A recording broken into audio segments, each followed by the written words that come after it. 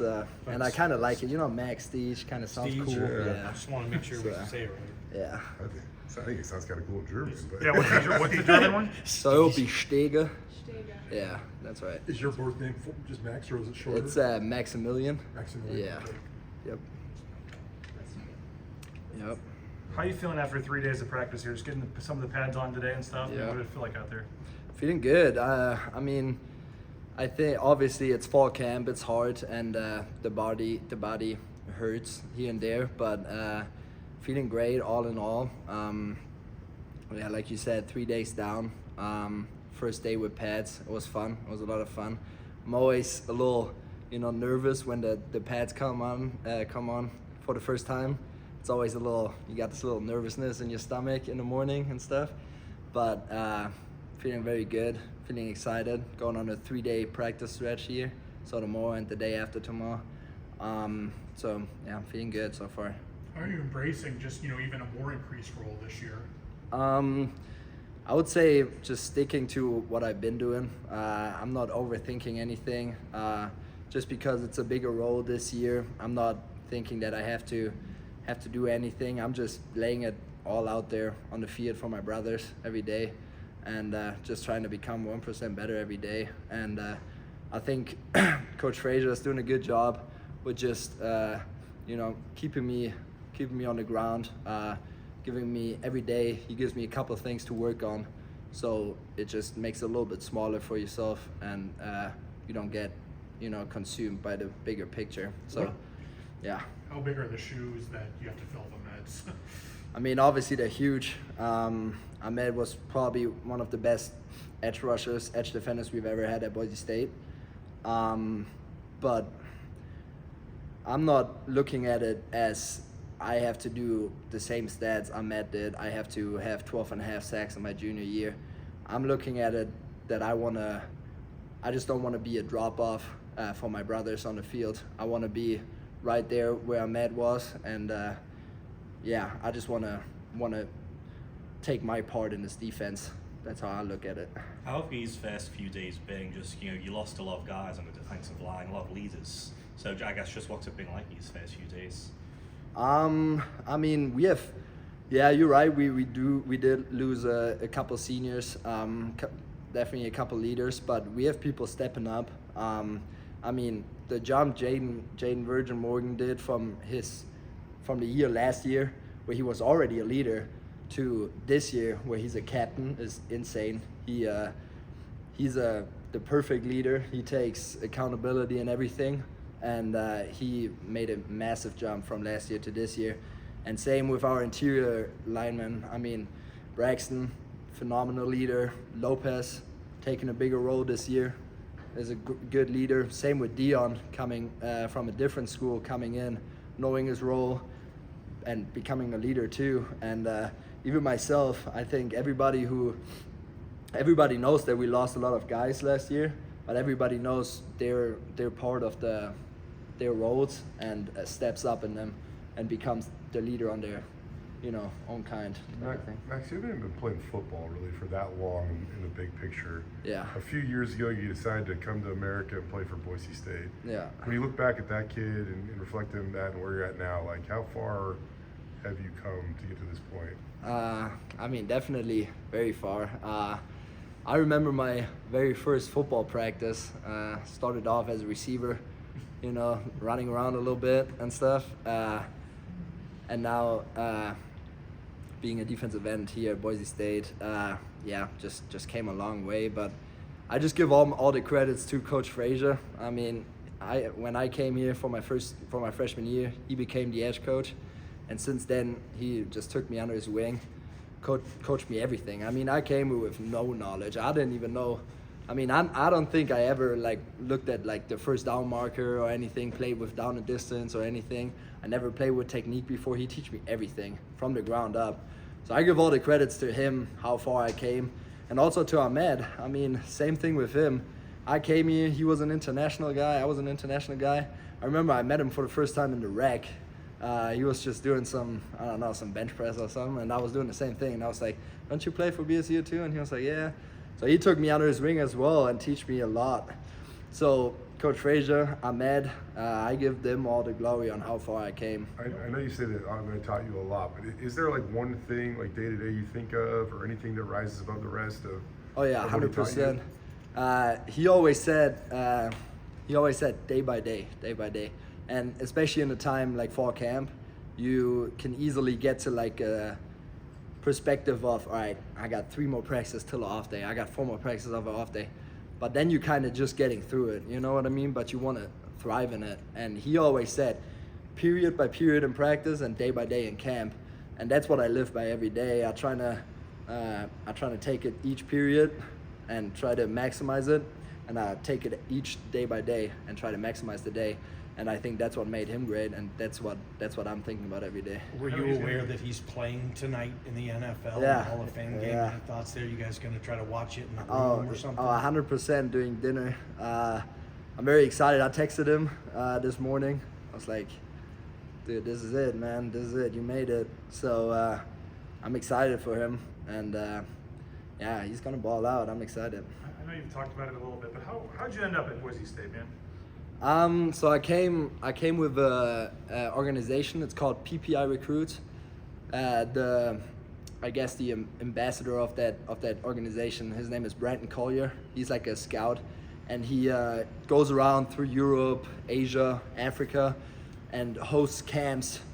And you go to these camps, and if he likes you, he takes you in this organization. And he really liked me, so I worked out with him a couple times after that camp. And then he took me on like a college camp tour. So that was like 2 weeks. Just we were in a little minivan driving through the south of America. It was my first time in America, and just a camp there. And we drove 10 hours to the next state. Slept in like a tiny ass room. Oh, sorry, excuse my language. in a tiny room, and yeah. Then next day another camp, and then I was at TCU. They had a camp, and there was Coach Mali was actually there, and he saw me, really liked me, had me on a second workout the next day at TCU, and then the recruiting process started, and then I visited at some point. They offered me. I came on an official visit. I loved it and committed. Yeah, I guess the rest is history. How did you end up in that first camp? What was it about American football that first sparked your interest? That's a good question. I think what had my interest in American football was just that it's the greatest team sport on earth. I mean, I boxed my whole life, and that's it's man against man, but it's not a team sport at all. And I already played soccer when I was like super young, and I just wanted to do a new team sport.